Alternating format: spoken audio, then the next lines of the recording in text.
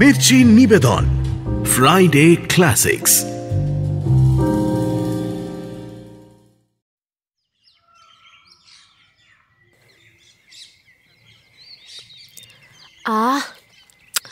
জামগুলো কি ভালো, কত জাম।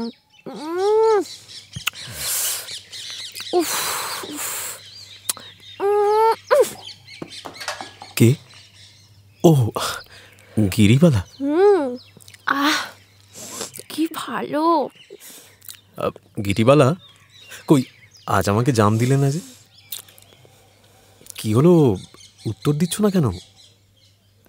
এই কি হলো, আজ আমায় জাম দিলে না কেন?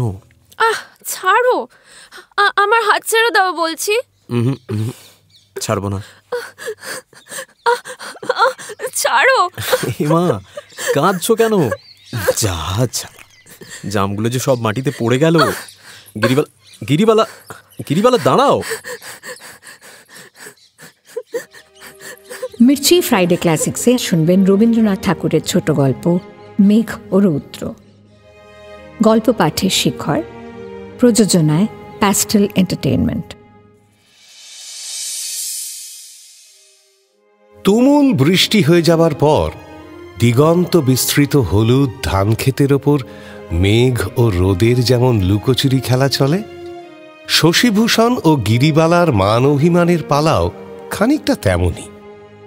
শশীভূষণ MA শেষ করে আইন পরীক্ষাতেও পাশ করেছে, তবু কোনো মোকদ্দমা লড়তেই সে আদালতে যায় না, কারণ লোকের সঙ্গে মেলামেশা করা বা সকলের সামনে দাঁড়িয়ে দুটো কথা বলা কোনোটাই সে পারে না। তাই শশীভূষণের বাবা তাঁর বিষয় সম্পত্তি রক্ষার ভার দিয়ে তাকে তিলকুচি গ্রামেই রাখেন। কিন্তু কলকাতায় ভিড়ের মধ্যে একলা থাকাটা বিশাল ব্যাপার না হলেও গ্রামে সেটাই সকলের স্পর্ধা মনে হয়। আবার চোখের একটা সমস্যার জন্য তার ভুরু কুঁচকে তাকানোর স্বভাবকেও লোকে ঔদ্ধত্যই মনে করে, এবং এই সমস্যার জন্যই শশীভূষণ বিয়ে করতেও রাজি নয়।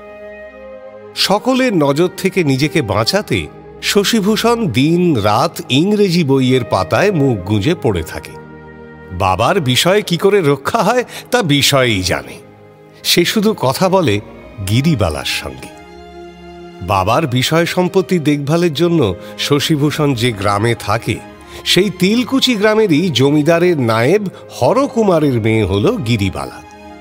হরকুমার এক সময় খাজনার বিনিময়ে জমিদারের কাছ থেকে জমি লিজ নিয়ে কারবার করতেন, কিন্তু এখন দুরবস্থায় পড়ে বিদেশি জমিদারের নায়েবি করতে বাধ্য হয়েছেন। গিরিবালার ভাইরা সবাই স্কুলে যেত। তারা স্কুল থেকে সব শিখে এসে বোনকে হেনস্থা করবার জন্যই তাকে নানান প্রশ্ন করত। এই তো যেমন গত পরশুই বিকেলবেলা স্কুল থেকে ফিরে তার এক ভাই তাকে জিজ্ঞাসা করল, আচ্ছা বলতো, পৃথিবীর আকার কেমন? আকার? আচ্ছা ছাড়, সূর্য বড় না পৃথিবী বড় সেটা বল দেখি। পৃথিবী বড়। সূর্য বড়, বুঝলি বোকা।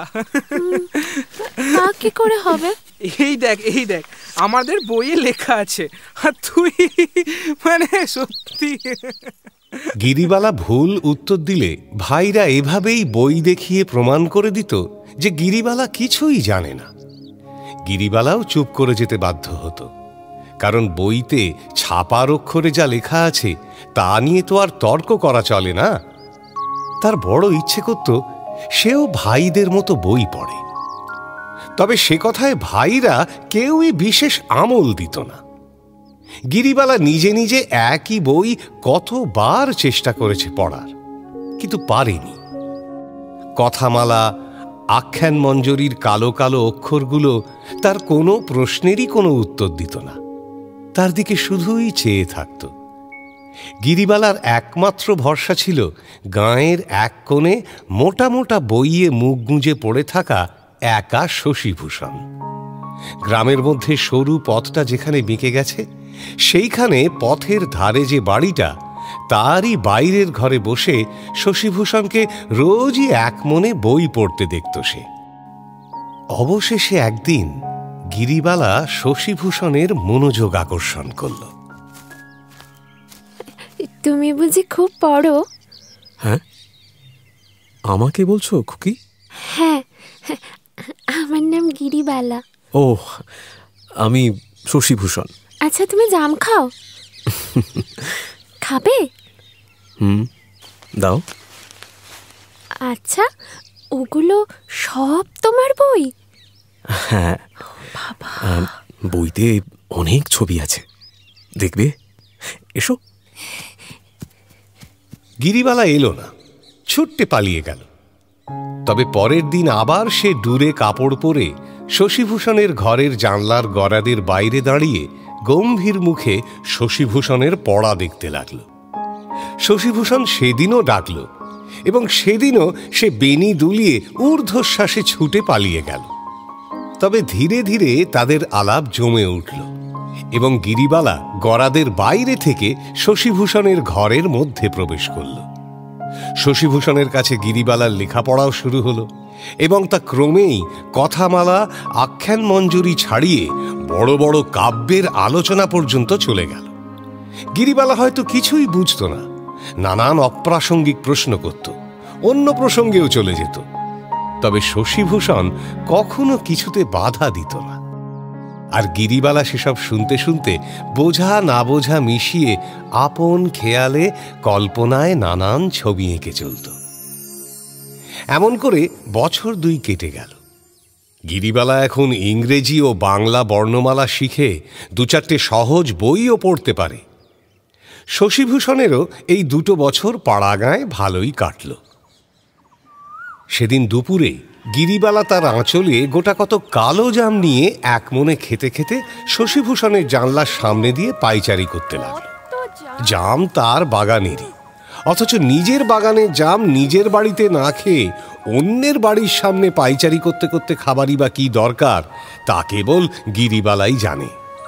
তবে দুর্ভাগ্যক্রমে শশীভূষণ এতই মন দিয়ে পড়ছিল যে গিরিবালাকে সে দেখতেই পেল না।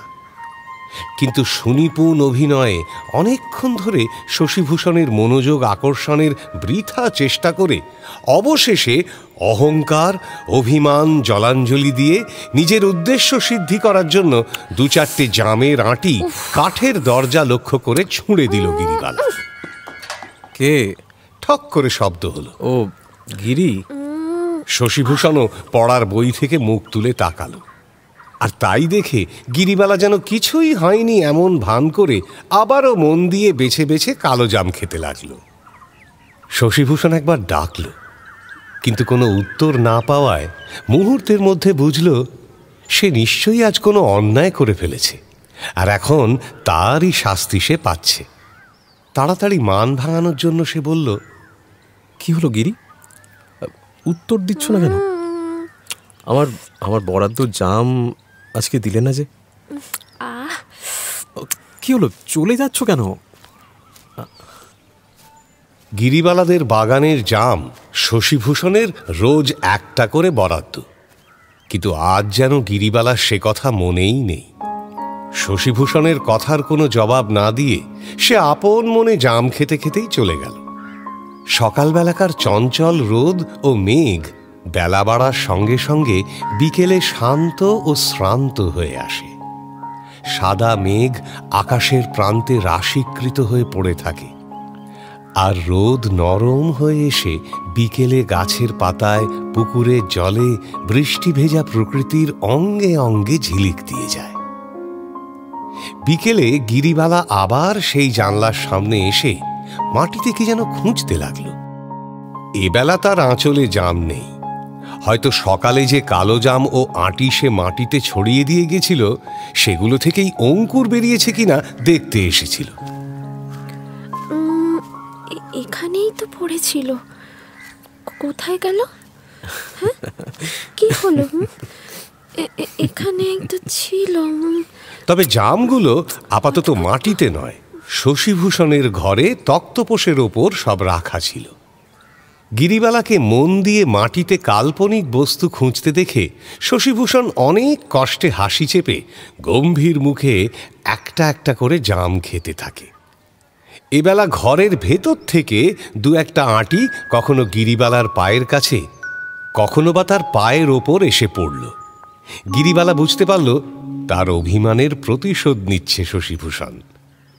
কিন্তু গিরিবালা তো ধরা দিতেই এসেছে এবেলা। লজ্জায় লাল হয়ে সবে যখন সে পালাতে যাচ্ছে, তখন শশীভূষণ এসে তার হাতটা খপ করে ধরল। প্রথমটায় গিরিবালা হাতটা ছাড়ানোর বহু চেষ্টা করল, তবে কেঁদে পালিয়ে গেল না। শশীভূষণের পিঠে মুখ লুকিয়ে হাসতে হাসতে ধরা দিল। অনেক মোটা মোটা বই পড়ে বুঝলেও গিরিবালাকে সবসময় বুঝতে পারে না আইন পাশ শশীভূষণ। কেন যে গিরি একদিন রাগ করে, একদিন হেসে কথা বলে, কেনই বা কোনোদিন জামের দৈনিক বরাদ্দ বাড়িয়ে দেয়, কোনোদিন বা দেয়ই না, তার কারণ খুঁজে পাওয়াও শশীভূষণের পক্ষে সহজ নয়। একদিন শশীভূষণকে কষ্ট দিতে না পারলে গিরিবালার যেন জেদ বেড়ে যায়।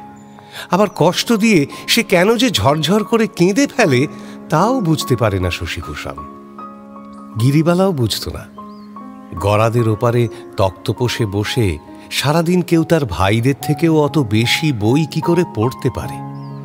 তবে বইয়ের সংখ্যা দেখে একটা ব্যাপারে সে নিশ্চিত হয়েছিল যে তার ভাইদের থেকে শশীভূষণ বেশি বিদ্বান, এবং কথামালার মতো প্রধান বইগুলো যেগুলো তার ভাইরা এখন পড়ছে, সেই বইগুলো নিশ্চয়ই শশীভূষণ পড়ে ফেলেছে। গিরিবালার সঙ্গে শশীভূষণের ভাব ভালোবাসার সম্পর্ক গড়ে উঠলেও গিরিবালার বাবা হরকুমারের সাথে শশীভূষণের কিছুতেই ভালো বনিবনা হয় না। হরকুমার প্রথম প্রথম এই MA BL ডিগ্রিধারী শশীভূষণের কাছে মোকদ্দমা মামলার ব্যাপারে পরামর্শ নিতে আসতেন, কিন্তু শশীভূষণের তাতে খুব একটা মনোযোগ দেখা যেত না। এমনকি আইনি ব্যাপারে নায়েবের কাছে নিজের অজ্ঞতা স্বীকার করতেও শশী কুণ্ঠিত হতো না। নায়েব সেটাকে নিতান্তই তার ছল মনে করত। এমনভাবে বছর দুয়েক কাটল। সম্প্রতি নায়েব মশাই তার এক প্রজার নামে একটি মামলা করবেন ঠিক করে শশীভূষণের কাছে এসেছিলেন পরামর্শ করতে। শশী তো তাঁকে সাহায্য করলই না, এমনকি তাঁকে গরিব প্রজার হয়ে দু চার কথা বেশ কড়াভাবে শুনিয়েও দিয়েছিল। সেই মামলায় এরপর যখন সেই প্রজা জিতে যায়, তখন হরকুমারের বদ্ধমূল ধারণা হল যে শশীভূষণ নিশ্চয়ই মোকদ্দমায় সেই হতভাগ্য প্রজাকে সাহায্য করেছিল। তিনিও তাই প্রতিজ্ঞা করলেন এমন লোককে গ্রাম থেকে তিনি অবিলম্বে তাড়াবেন। শশীভূষণ দেখল তার ক্ষেতের মধ্যে গরু ঢুকে কখনো সব নষ্ট করে দিয়ে যায়, কখনো তার কলাইয়ের খোলায় আগুন লেগে যায়, তার সীমানা নিয়ে বিবাদ বাধে, তার প্রজারা সহজে খাজনা দেয় না এবং উল্টে তারই নামে মিথ্যে মোকদ্দমা করার উপক্রম করে। এমনকি সন্ধ্যের সময় পথে বের হলে তাকে মারার এবং রাতে তার বসত বাড়িতে আগুন লাগিয়ে দেওয়ার কথাও তার কানে আসে। শান্তিপ্রিয় নিরীহ প্রকৃতির শশীভূষণ গ্রাম ছেড়ে কলকাতায় পালিয়ে যাবে ঠিক করে। এমন সময় গ্রামে জয়েন্ট ম্যাজিস্ট্রেট সাহেবের তাঁবু পড়ল। বরকমদাজ, কনস্টেবল, খানসামা, কুকুর, ঘোড়া, সহিস, ম্যাথরের শোরগোলে সমস্ত গ্রাম একেবারে ভরে গেল। নায়েব মশাই সাহেবের জন্য মুরগি, ডিম, ঘি, দুধ ইত্যাদি জোগাতে লাগলেন। জয়েন্ট ম্যাজিস্ট্রেট সাহেবের যে পরিমাণে খাবার দরকার, নায়েব মশাই তার চেয়ে অনেক বেশি সরবরাহ করেন ঠিকই, কিন্তু একদিন সকালবেলা সাহেবের ম্যাথর এসে হরকুমারকে বলে, শোনো, সাহেবের কুকুরের জন্য 4 সের ঘি দেবার আদেশ দিয়েছেন সাহেব, এক্ষুনি পাঠিয়ে দাও। শোনো হে, সাহেবের কুত্তা দেশি কুকুরের থেকেও বেশি ঘি যদি বিনা কষ্টে হজম করতেও পারে, তবু এত ঘি তার খাওয়া উচিত না। যাও, সাহেবকে গিয়ে বলো যতই হোক কুকুর তো, ঘি আমি দেব না। কি এত বড় কথা? দাঁড়াও, তোমায় দেখাচ্ছি। সাহেব, সাহেব, অঘটনের আর কিছু বাকি নেই সাহেব। কি হইয়াছে সাহেব? আপনার কুকুরের জন্য মাংস কোথায় পাওয়া যেতে পারে এইটুকু জানতে নায়েবের কাছে খবর নিতে গিয়েছিলাম, কিন্তু আমি জাতিতে ম্যাথর বলে ওই নায়েব আমাকে সবার সামনে অপমান করে দূর দূর করে তাড়িয়ে দিয়েছে। শুধু তাই নয়, আপনাকে নিয়েও যা তা বলেছে সাহেব। কি এত বড় স্পর্ধা? ছাবরাশি, বোলাও নায়েব খাও। নায়েব কাঁপতে কাঁপতে দুর্গা নাম জপ করতে করতে সাহেবের তাঁবুর সামনে এসে দাঁড়াল। হুজুর, হুজুর। সাহেব তাঁবু থেকে বের হয়ে এসে নায়েবকে জিজ্ঞাসা করলেন, তুমি কি কারণ বশত আমার মেথরকে দূর করিয়াছ? আগে আপনার মেথরকে দূর করার মতো স্পর্ধা আমার কখনোই হতে পারে না হুজুর। তবে কিনা কুকুরের জন্য একেবারে 4 সের ঘি চেয়ে বসলো। আমি তাই আপনার কুকুরের ভালোর জন্যই মৃদু আপত্তি করেছিলাম বটে, কিন্তু তারপর এই ঘি নিয়ে আসার জন্য আমি জায়গায় জায়গায় লোক পাঠিয়ে দিয়েছি হুজুর। কাহাকে পাঠাইয়াছ? কোথায় পাঠাইয়াছ? আমি খোঁজ করিব। হ্যাঁ হুজুর, ওই গ্রামের পাঁচু হালদার, হরেনের ছেলে, সবাই। হরকুমারের তক্ষুনি যে যে নাম মুখে এলো তিনি বলে দিলেন। সেই সব লোক ঘি আনার জন্য গিয়েছে কিনা খোঁজ করতে সাহেব এইবার সেই সব জায়গায় লোক পাঠালেন আর নায়েবকে তাঁর তাঁবুতে বসিয়ে রাখলেন। বিকেলবেলা সেই লোকেরা ফিরে এসে যখন জানালো যে ঘি সংগ্রহের জন্য কেউ কোথাও যায়নি, তখন জয়েন্ট ম্যাজিস্ট্রেট সাহেব রেগে গর্জন করে ম্যাথরকে ডেকে বললেন, এই শালকের কর্ণ ধরিয়া তাঁবুর চারিধারে ঘোর দৌড় করাও। অলরাইট? ম্যাথর সকলের চোখের সামনে সাহেবের আদেশ পালন করতেই কথাটা ঘরে ঘরে রাষ্ট্র হয়ে গেল। হরকুমার ঘরে ফিরে অন্ন জল ত্যাগ করলেন। জমিদারির সুবাদে নায়েবের শত্রু ছিল বিস্তর। তারা এই ঘটনায় অত্যন্ত খুশি হলেও শশীভূষণের রক্ত কিন্তু গরম হয়ে উঠল। সমস্ত রাত তার ঘুম হল না। পরদিন ভোর হতে না হতেই সে হরকুমারের বাড়িতে গেল। হরকুমার তার হাত ধরে ব্যাকুলভাবে কাঁদতে লাগলেন। শশী, শশী, কি অবস্থা করলো আমার! আমি মুখ দেখাতে পারবো না।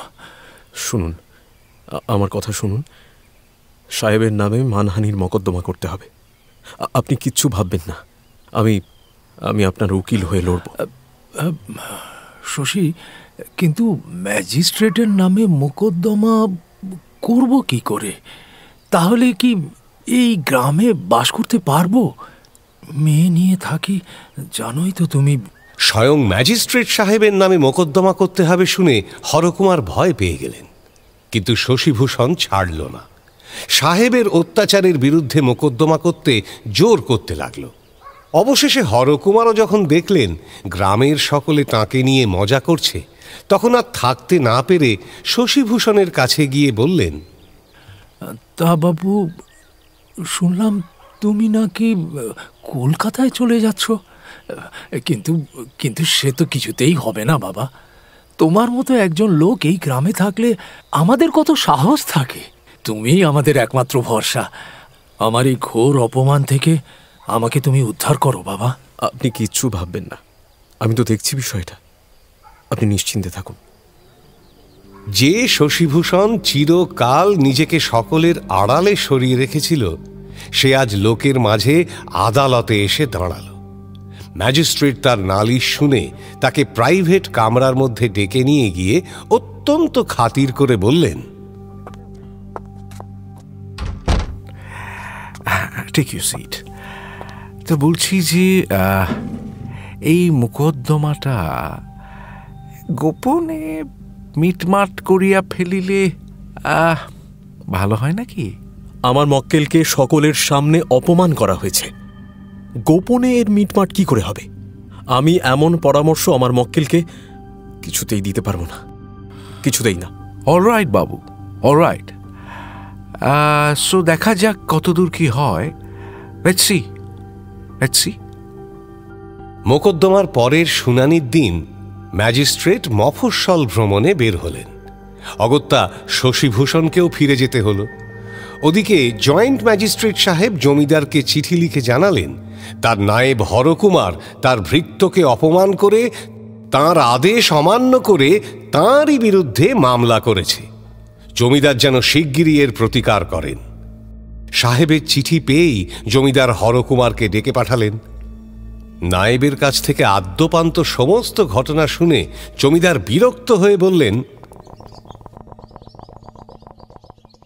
সাহেবের ম্যাথর যখন চার্চের ঘি চাইল, তুমি তক্ষুনি সেটা দিলে না কেন? তোমার কি বাপের টাকা লাগতো? হ্যাঁ, আগে তা না, আমি মানছি আমার অপরাধ হয়েছে।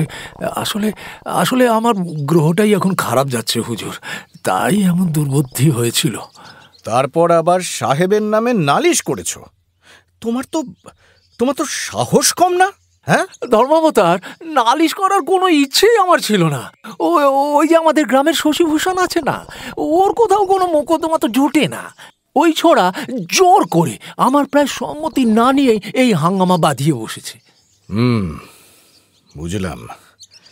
এই নতুন উকিলটা কোনো একটা ছুতোয় হুজুগ তুলে সকলের কাছে প্রাধান্য পাবার চেষ্টা করছে। হ্যাঁ হুজুর। শোনো নায়েব, আগে হুজুর, মোকদ্দমা তুলে নিয়ে যত তাড়াতাড়ি সম্ভব ছোট বড় দুজন ম্যাজিস্ট্রেটকেই ঠান্ডা করার ব্যবস্থা করো। যাও। আগে আমি আসি হুজুর। নায়েব কিছু ফলমূল উপহার নিয়ে জয়েন্ট ম্যাজিস্ট্রেটের বাসায় গিয়ে হাজির হলেন। সাহেব আমাকে ক্ষমা করে দিন, আমাকে ক্ষমা করে দিন। আপনার নামে মোকদ্দমা করতে চাইনি, বিশ্বাস করুন। তাহলে করিলে কেন? ওই শশীভূষণ একটা অপগণ্ড অর্বাচীন উকিল আমাকে একরকম না জানিয়ে এমন কাজ করেছে হুজুর। আমাকে এবারটার মতো মাফ করে দিন হুজুর। হ্যাঁ হুজুর। All right. রাগের মাথায় তোমাকে দণ্ডবিধান করিয়া আমি খুবই দুঃখিত হইয়াছি। আগে মা বাপ কখনো বা রাগ করে শাস্তি দেন, কখনো বা আদর করে কোলে টেনে নেন। এতে সন্তানের বা মা বাপের দুঃখের কোনো কারণ নেই হুজুর। ঠিক আছে, তুমি এখন আসিতে পারো। হুজুর, কিছু উপহার এনেছিলাম, সেগুলো যদি গ্রহণ করেন। নিশ্চয় নিশ্চয়। এরপর হরকুমার গেলেন মফস্বলে ম্যাজিস্ট্রেট সাহেবের সাথে দেখা করতে। ম্যাজিস্ট্রেট তাঁর মুখে শশীভূষণের স্পর্ধার কথা শুনে বললেন, গুড লর্ড, আমিও আশ্চর্য হইয়াছিলাম বই কি। ইনফ্যাক্ট আই ওয়াজ থিঙ্কিং, আপনাকে তো বরাবরই ভালো লোক বলিয়া জানিতাম, আপনি আমাকে জানাইলেন না। না না, আসলে ওই চাপে পড়ে। এক্স্যাক্টলি ইহাই তো, সবার আগে আমাকেই জানিয়ে গোপনে মিটমাট করিয়া নিবেন আপনি, ইহাই তো স্বাভাবিক, দ্যাটস ন্যাচারাল। কিন্তু তাহা না করিয়া হঠাৎ যখন আপনি মোকদ্দমা করিলেন, আই ওয়াজ সারপ্রাইজড, আমি অবাক হইলাম বই কি। আচ্ছা, tell me one thing, this fellow Shashi কংগ্রেসে যোগ দিয়াছে নাকি? আগে I was thinking as well. সাহেব তাঁর সাহেবী বুদ্ধিতে স্পষ্টই বুঝতে পারলেন এ সমস্তই কংগ্রেসের চাল। পাকে চক্রে একটা ঝামেলা বাঁধিয়ে অমৃতবাজারে প্রবন্ধ লিখে গভর্নমেন্টের সাথে খিটিমিটি লাগানোর জন্য কংগ্রেসের ছোট ছোট চেলারা লুকিয়ে চারিদিক থেকে সুযোগ খুঁজছে। এইসব ছোট কাঁটাদের একেবারে শেষ করে ফেলার জন্য ম্যাজিস্ট্রেটের হাতে সরাসরি বেশি ক্ষমতা দেওয়া হয়নি, কিন্তু কংগ্রেসওয়ালা শশীভূষণের নাম ম্যাজিস্ট্রেট মনে রাখলেন। শশীভূষণের কাছে এসব খবর এসে পৌঁছয়নি, ফলে সে দিনরাত বিস্তর আইনি বই পড়ে জোর কদমে আদালতে হরকুমারের মামলার সপক্ষে সওয়াল জবাবের প্রস্তুতি নিতে থাকে।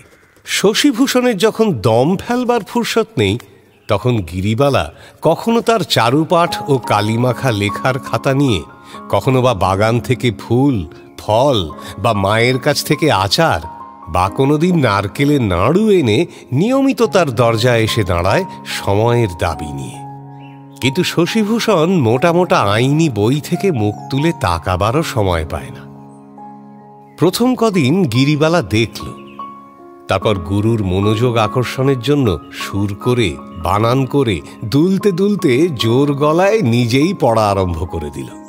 দেখল তাতে বিশেষ ফল হলো না। কালো মোটা বইখানার উপর এবার সে মনে মনে অত্যন্ত চটে গেল। বইটা নষ্ট হয়ে যাওয়ার জন্য সে মনে মনে ঠাকুরের কাছে নানান সব অসঙ্গত ও অসম্ভব প্রার্থনাও করতে লাগল, কিন্তু কিছুতেই কোনো ফল না হওয়ায় শেষে গুরুগৃহে যাওয়াই বন্ধ করে দিল সে। তবে না গিয়ে সে বেশি দিন থাকতে পারল না। শশীভূষণের গরাদের সামনে আবার তাকে দেখা গেল, কিন্তু শশীভূষণ তাকে দেখতে পেল না। তিলকুচি গ্রামের জীর্ণ ছোট্ট ঘরটায় দাঁড়িয়ে আদালতে বিচারকের মন কেমন করে গলাবে, প্রভুত্বের গর্বে গর্বিত উদ্ধত ইংরেজকে কেমন করে লজ্জা দেবে ও অনুতাপে দগ্ধ করবে, তারই মহড়ায় সে ব্যস্ত রইল। স্বর্ণ ভাই, তুই যাস না, আমি এক্ষুনি যাচ্ছি। কিছুক্ষণ অপেক্ষা করেও কোনো সাড়া না পেয়ে শেষে ছল করে কাল্পনিক স্বর্ণকে ডেকে শশীভূষণকে তার উপস্থিতির জানান দিল গিরিবালা। তবু যখন শশীভূষণ বই থেকে মুখ তুলে তাকালো না, তখন পেছন থেকে ডাক শুনতে পাবার ক্ষীণ আশা নিয়ে সে ধীর পায়ে চলে গেল। মনে মনে প্রতিজ্ঞা করল, শশীভূষণের শেখানো সব পড়া সে ভুলে যাবে, কারণ পড়ার সময় শশীর প্রশ্নের জবাব দিতে না পারাটাই তাকে সব থেকে বেশি শাস্তি দেওয়া হবে। আকাশে মেঘ করল। বর্ষাকালে এমন মেঘ প্রতিদিনই করে থাকে। গিরিবালাও পথের প্রান্তে একটা গাছের আড়ালে দাঁড়িয়ে অভিমানে ফুলে ফুলে কাঁদতে লাগল। এমন অকারণ কান্না প্রতিদিন অনেক মেয়েও কেঁদে থাকে। হরকুমারের মামলার জন্য নেওয়া শশীভূষণের যাবতীয় প্রস্তুতি ধুলোয় মিশিয়ে দিয়ে জয়েন্ট ম্যাজিস্ট্রেটের নামে মামলা হঠাৎ মিটে গেল এবং হরকুমার তাঁদের জেলার বেঞ্চে অনারারি ম্যাজিস্ট্রেট নিযুক্ত হলেন। একরাশ হতাশা নিয়ে আইনের বই বন্ধ করে বসে এবার শশীভূষণের গিরিবালার কথা মনে পড়ল। তার মনে পড়ে গেল, একদিন গিরিবালা আঁচল ভরে প্রথম বর্ষায় ভেজা বকুল ফুল এনে তার জন্য যত্ন করে মালা গেঁথেছিল, কিন্তু তার পড়া শেষ না হওয়ায় সে মালা তার তক্তপোষের একধারে রেখে সে ম্লান মুখে চলে গিয়েছিল। মাঝে যদিও বা দু একদিন ঘরের সামনের পথে দেখা দিয়ে গেছে সে, কিন্তু সে আশাও এবার বন্ধ করেছে গিরিবালা। গিরিবালার অভিমান এতদিন স্থায়ী হয় না, কাজেই শশীভূষণ ভাবল গিরিবালা হয়তো অসুস্থ হয়েছে। কিন্তু গোপনে গিরিবালার খোঁজ নিয়ে জানতে পারল গিরিবালার বিয়ে ঠিক হয়ে গেছে বলেই সে আজকাল আর ঘর থেকে বের হয় না। অনারারি ম্যাজিস্ট্রেট হওয়ার পর একদিন কাজে বেরোনোর সময় হরকুমার দেখেন আঁচল ভরে নানান উপহার সংগ্রহ করে গিরিবালা দ্রুত পায়ে ঘর থেকে বেরিয়ে আসছে। তিনি জিজ্ঞেস করলেন, কিরে, কোথায় যাচ্ছিস? শশীদাদার বাড়ি। শশীদাদার বাড়ি? যা যা, আর যেতে হবে না, ঘরে যা। তিঙ্গি মেয়ে দুদিন পরে শ্বশুর বাড়ি যাবে, কোথায় ঘরে বসে কাজকর্ম শিখবে তা না, সকাল থেকে পাড়া ঘুরে বেড়াচ্ছে। সেই দিনই তার বাইরে আসা বন্ধ হলো এবং ঘরের সব জিনিস, যেমন আমসত্ত্ব, কেয়া খয়ের, জারক লেবু, সবকিছু গিরিবালার আঁচল থেকে ঘরের মধ্যে যথাস্থানে ফিরে গেল। বৃষ্টি পড়তে লাগলো, বকুল ফুল ঝরতে লাগলো, গাছ ভরে পেয়ারা পেকে উঠল। গিরিবালা ঘরেই রইল। কিছুদিন পরে তার বিয়ে ঠিক হয়ে গেল। মোকদ্দমা উঠিয়ে নেওয়ার পরেও হরকুমার শশীকে সহ্য করতে পারতেন না, কারণ তিনি মনে করতেন শশী তাঁকে ঘৃণা করে এবং তাঁকে জয়েন্ট ম্যাজিস্ট্রেটের করা অপমান গ্রামের সকলে ভুলে গেলেও শশীভূষণ সেটা তার মনের মধ্যে জাগিয়ে রেখেছে। অতএব শশীকে গ্রাম ছাড়া করতে হবে বলে হরকুমার প্রতিজ্ঞা করলেন এবং সে কাজে তিনি সফলও হলেন।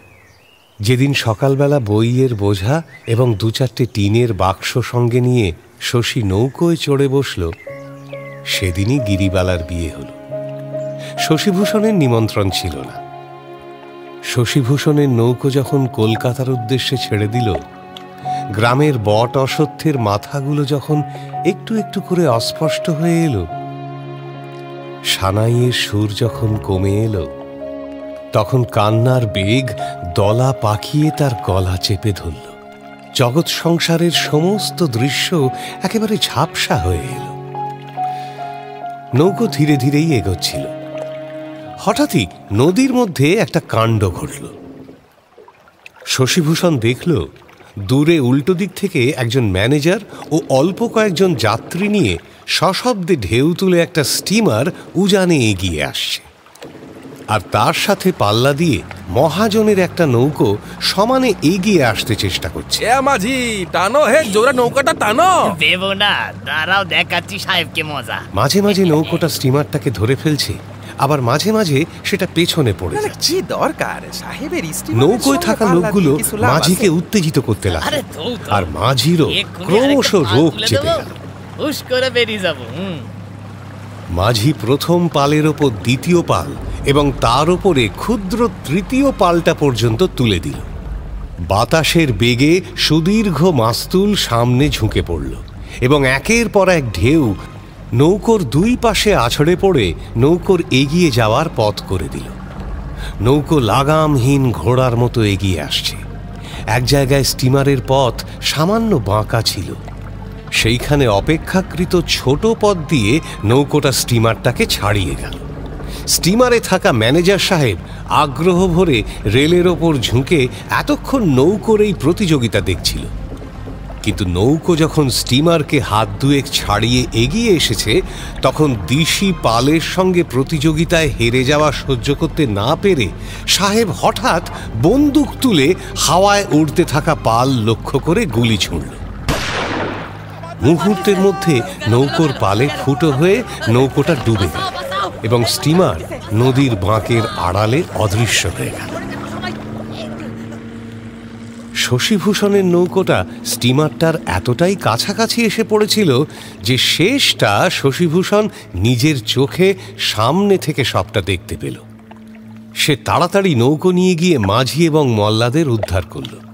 কেবল এক ব্যক্তি ভেতরে বসে রান্নার জন্য মশলা পিষছিল, তাকে আর দেখা গেল না।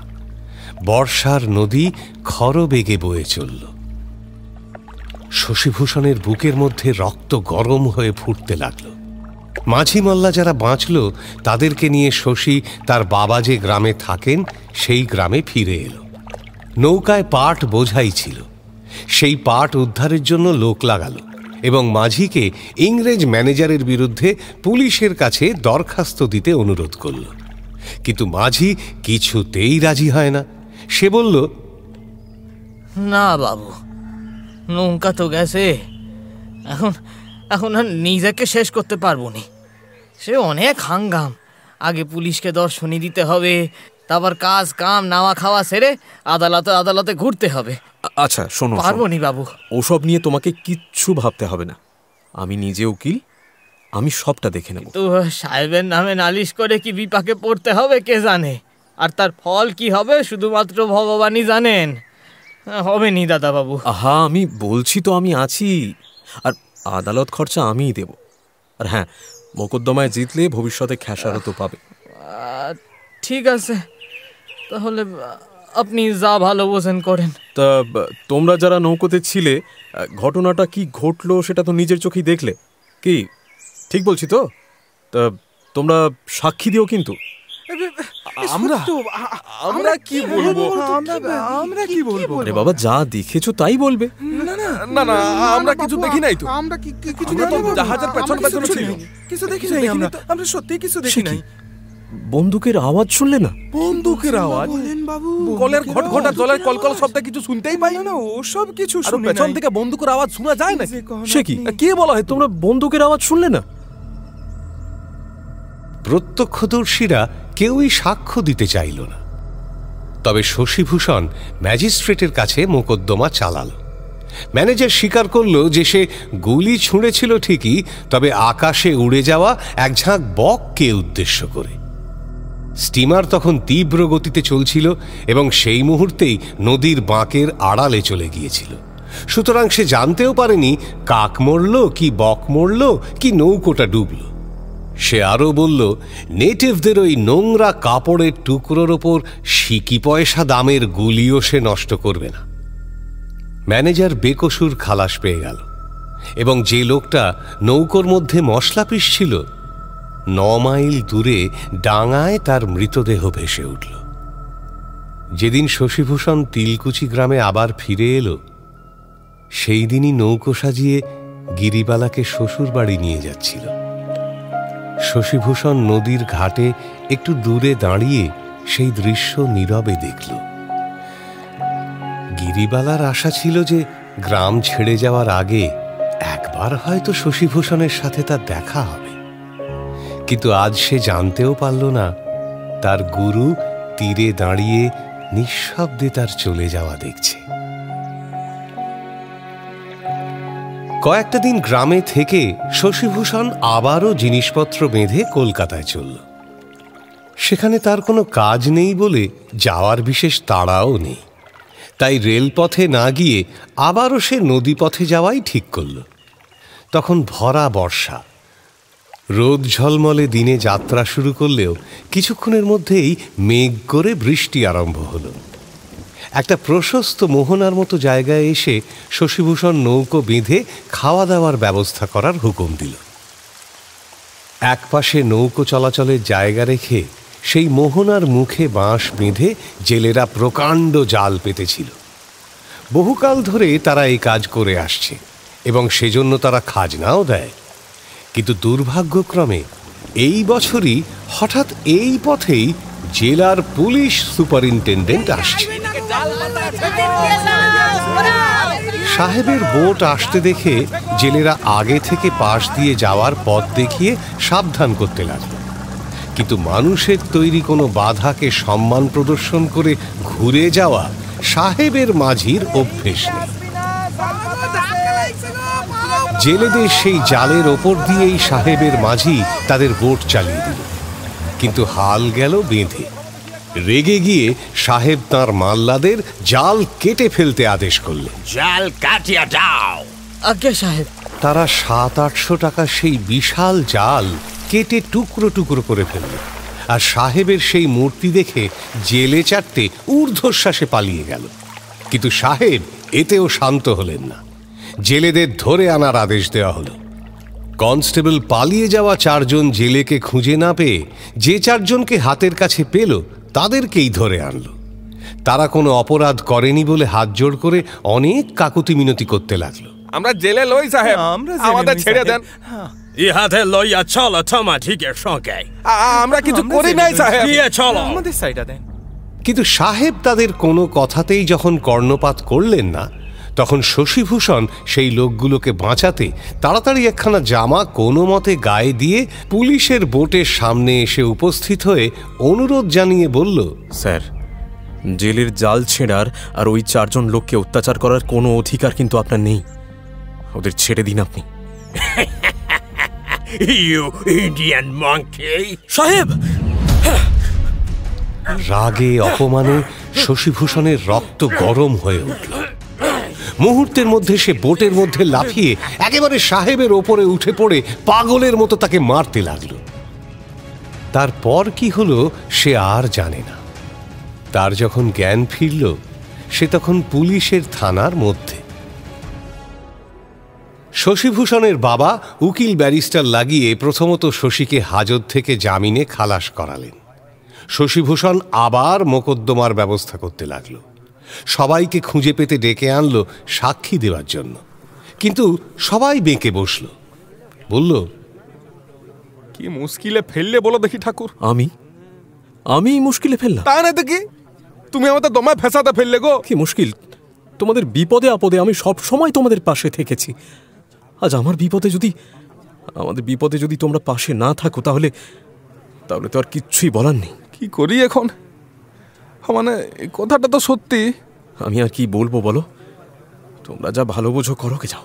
ঠিক আছে, কি বলতে হবে বলো, শুনি তাহলে। এই তো যা দেখেছো তাই বলবে। ঠিক আছে।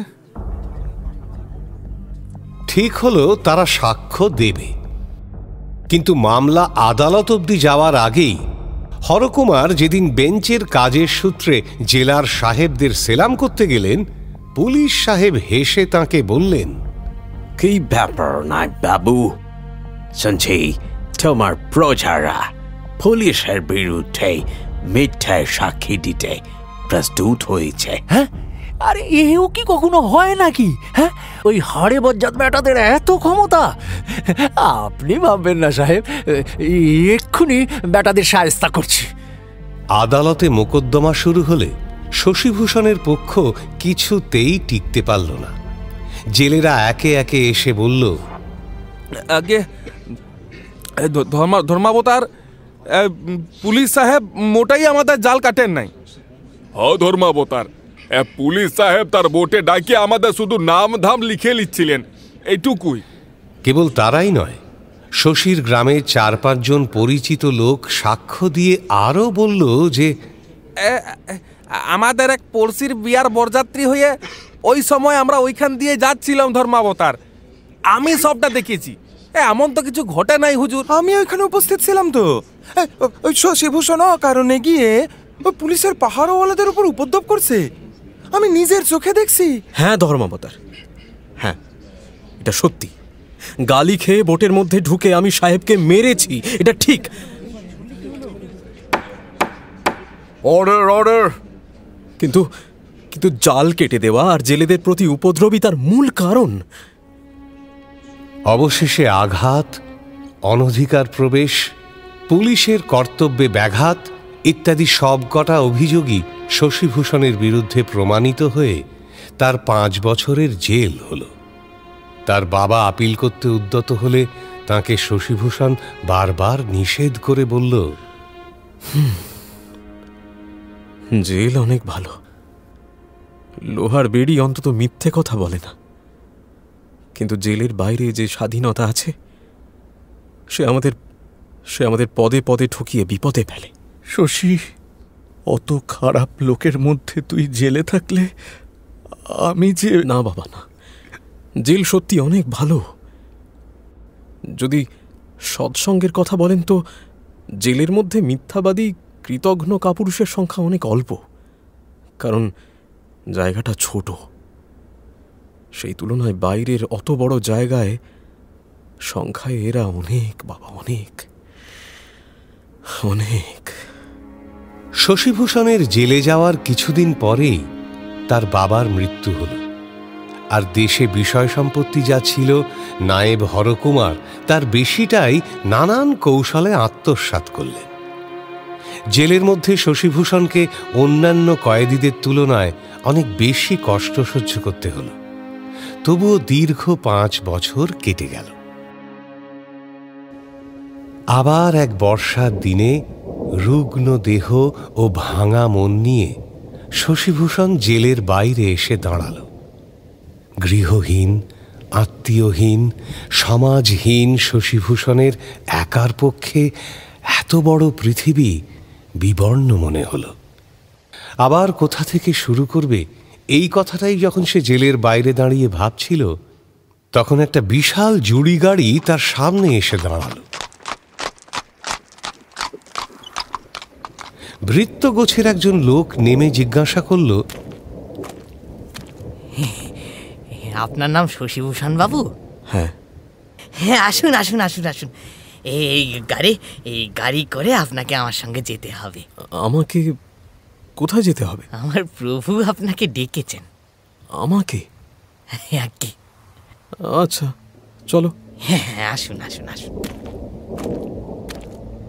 জেল থেকে বেরোনো আসামিকে নিয়ে যাওয়ার জন্য একেবারে জুড়ি গাড়ি এসেছে দেখে পথ চলতি অনেকেই অবাক হয়ে দাঁড়িয়ে পড়েছিল ব্যাপারখানা কি হচ্ছে বোঝার জন্য।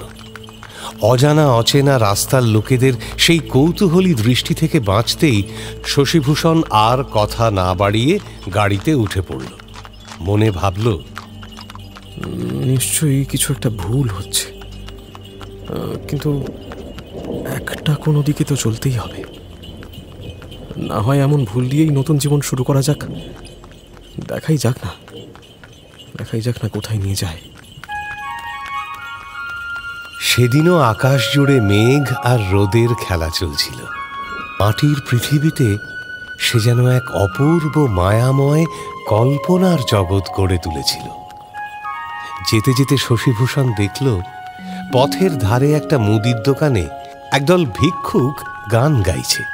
না চাহিলে যারে পাওয়া যায়, না চাহিলে শশীভূষণকে নিয়ে গাড়ি এগিয়ে চলল, কিন্তু গানের কথা সুর শশীভূষণের মনের মধ্যে একটা আলোড়ন তুলল।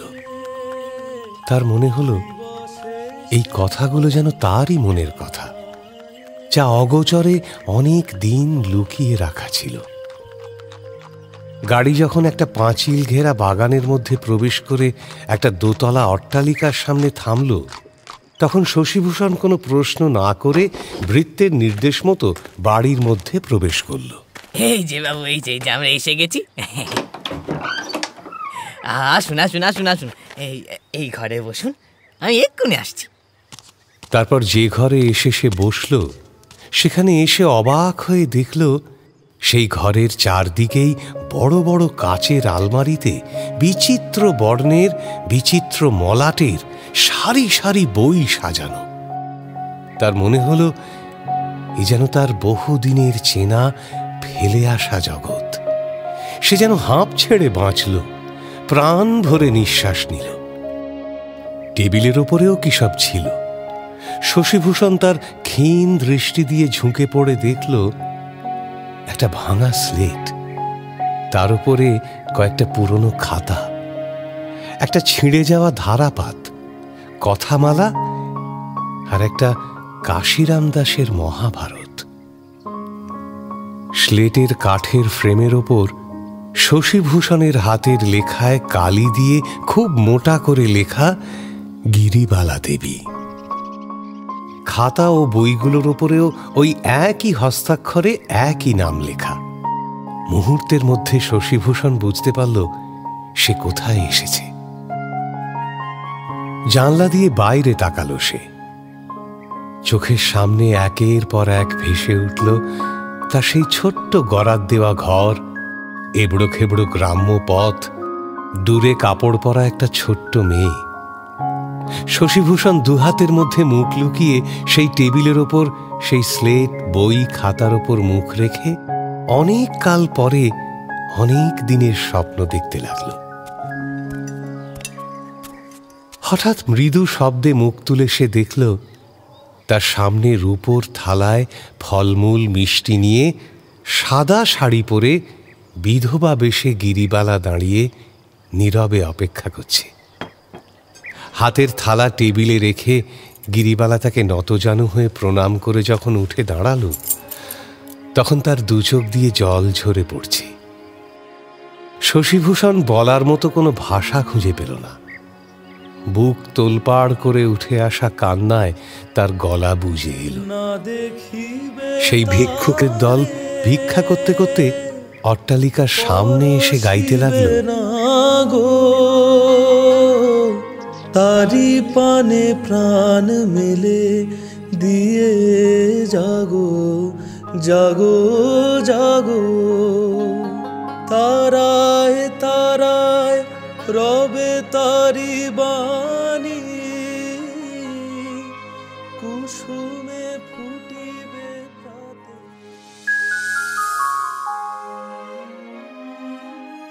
মির্চি ফ্রাইডে ক্লাসিক্সে আজ শুনলেন রবীন্দ্রনাথ ঠাকুরের গল্প মেঘ ও রৌদ্র। গল্প পাঠে শেখর, শশীভূষণ কৌশিক ব্যানার্জি, গিরিবালা অস্মিতা মুখার্জি পাল, ম্যাজিস্ট্রেট সৌভিক ঘোষ সরকার। অন্যান্য চরিত্রে অর্ঘ্য বসু, জয় দুর্গাশঙ্কর, অভিক ঘোষাল, সোমক রায়, সোহম ভৌমিক ও স্পন্দন দাস। নাট্যরূপ পরিচালনা শাওলি মজুমদার। শব্দগ্রহণ, আবহ ও ধ্বনি প্রক্ষেপণ সত্যজিৎ সেন। শব্দ মিশ্রণ সব্যসাচী মুখার্জি। প্রচার অলঙ্করণ অভিব্রত সরকার। প্রযোজনায় প্যাস্টেল এন্টারটেইনমেন্ট। গল্পের সূত্রধার ও সমগ্র পরিকল্পনায় আমি ইন্দ্রাণী। মির্চি নিবেদন ফ্রাইডে ক্লাসিক্স।